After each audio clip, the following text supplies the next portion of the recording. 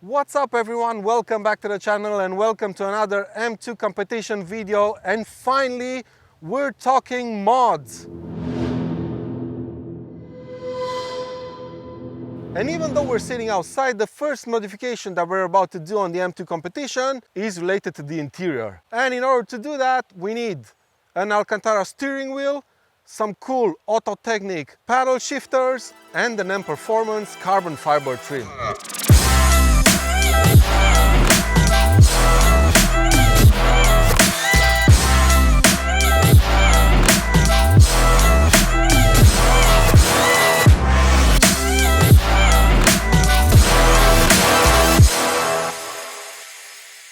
So let's see what we have here. First off, the steering wheel. Look at this beauty. So I've gone for the Alcantara steering wheel with a leather center stripe. It's black because I didn't really want it to stand out. The Alcantara is also black. I had the option of getting a dark gray Alcantara, but I think the black one looks better, at least in my eyes. And I went with the orange stitching, just like my entire interior of the car actually. It's all black with orange stitching. Now, next up we have the carbon fiber trim that goes on the steering wheel like this, right? It features the same exposed carbon that the rest of the interior has. I'm not really a fan of the M Performance logo over there, but there's no other way of getting a carbon fiber trim with this specific weave, so there you go. And I've left this silver trim here because it matches with other interior bits. And finally, I also bought some paddles from AutoTecknic, company from the US, and let me tell you, these are absolutely gorgeous. Have a look at them. I think they're twice the height of the stock ones, and I've picked them in silver because they go well with the silver over here, and there's also a lot of silver bits on the interior, and I think all of these three items over here will fit very well onto the interior of the M2 competition. Mind you, this is a retrimmed steering wheel, and let me tell you, the quality of this one is amazing. Right now I'm gonna do a quick tutorial on how to fit this to your M2 competition, but please don't try this at home if you don't feel 100% confident in your skills. Now, of course, because this is not a tech channel, I failed completely at filming this tutorial. I could tell you that my dog ate the steering wheel, but I'd be lying. At least partially.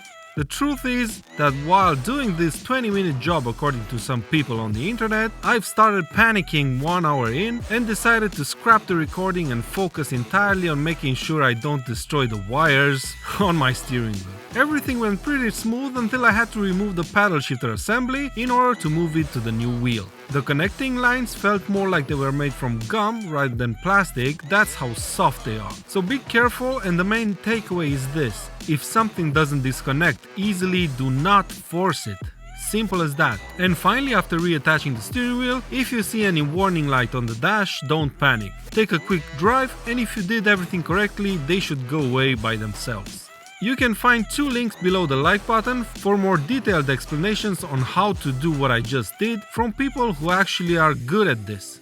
Now, before I show you the result of my work and of my fantastic mechanical skills, I want to urge you again to don't try this at home if you don't feel 100% confident in your skills, because all the parts behind the airbag of the steering wheel feel to me like they're made for someone like you and me to break them and then having to go to BMW in order to fix them for a hefty price.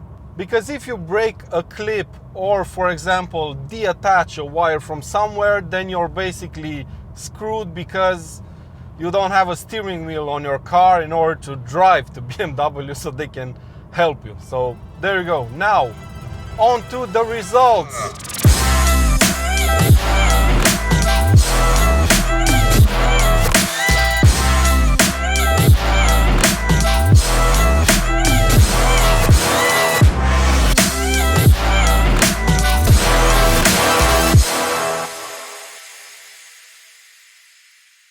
I'm really happy with how this turned out. I don't know, for me Alcantara is a very nice feeling material and I'm completely in love with it, and I don't know, it just gives me the feel of a more sporty car. It's obviously a personal preference, but I just adore the material. All in all, I'm very happy with the reupholstering of the steering wheel instead of buying an M Performance one for two reasons. One is pretty obvious, the price. I mean, an M Performance steering wheel costs around 1,000 euros, while reupholstering this one costs 5 times less or something like that. And the second reason is the thickness. To me, OEM Alcantara BMW steering wheels feel way too thick.